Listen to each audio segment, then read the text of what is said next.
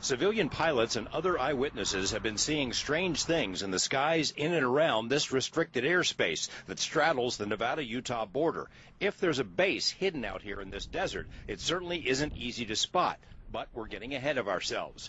Contrary to persistent media reports, the world's most famous secret base, the original Area 51, is doing just fine. A 1997 article in Popular Mechanics magazine claimed the whole place had shut down and moved to eastern Utah so the military could work on a secret space plane. Not true. Nearly every day, the unmarked planes ferry employees from a terminal at McCarran up to Groom Lake. Buses with blacked-out windows still rumble up and down the long gravel road. Satellite photos show the facility, that's the only term the government will use, the facility operating at Groom Lake is bigger than ever, with new hangars and other buildings. And that means the cottage industry that's grown up around the base continues to thrive as well. In Rachel, the little Ailey Inn still sells Beam Me Up Scotty highballs and E.T. merchandise. At the other end of the extraterrestrial highway, the rival Area 51 Research Center sells its own merchandise under the shadow of a 30-foot-tall alien robot. Curious types armed with cameras and high-powered lenses still trek through the desert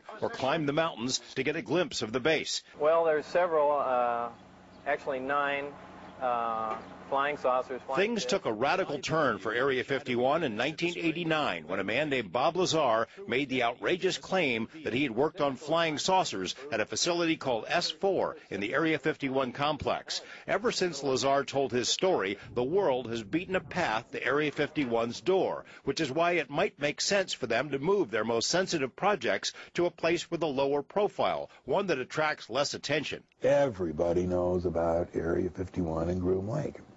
What the interesting thing is I don't think there's anything there anymore. John Lear has done as much as anyone to put Area 51 on the map. He knows there are still programs underway out there, but suspects the most sensitive projects, ones involving the most exotic technology, perhaps something resembling flying saucers, have been moved. Lear thinks some of the most advanced work is now being done at a sister facility, Area 52, within the Tonopah test range.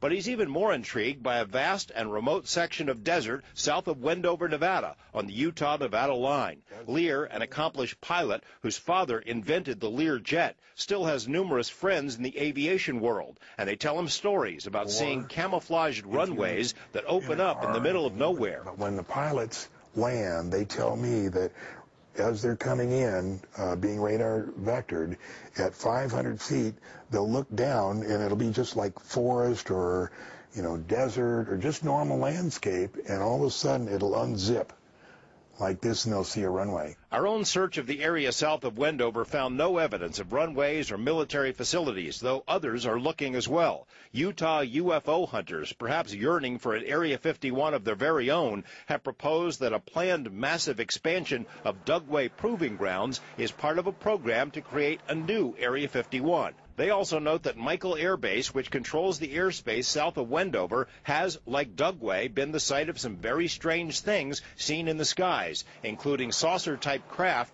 and shafts of light that seem to emanate from the ground. The one thing we've learned from chasing after the original Area 51 is we're unlikely to find out much unless they want us to know. If something's going on out there, they don't want anyone to know about it. They're not going to know about it. It's not going to happen. The man you just heard from there talking about secrecy is T.D. Barnes. He worked as a CIA radar specialist out at Area 51 for many years and is president of an organization called the Roadrunners, former Groom Lake employees who today are much freer to talk about what went on out there because some material has been declassified. On our website are links to the Roadrunners and to other sites where you can learn a lot more about Area 51 and the other places that were mentioned in tonight's story. Tomorrow at 11, a look at how deeply Area 51 has been ingrained in our cultural fiber, and we'll update you on Bob Lazar and things he said 20 years ago, which turned out to be right on the money. So the guys at Area 51 must be kind of happy that the media is saying nothing's going on there, so we're going to move along, Yeah, I'm sure that there are many who think just that just as the flying saucer story might have been created as disinformation, that as a diversion ploy, so was this story about the base has been shut down, and I hear it all the time. People who say they read it somewhere, Area 51 isn't there anymore, and it's probably deterred a lot of people from going out there, which means a lot fewer headaches for the people who run the base. The fact is, Area 51 is alive and well. There is no other place like it in the world. And even if they have moved some other things, different places, that place is very, very busy. Still humming. Huh? Yeah. All right. Thanks, George.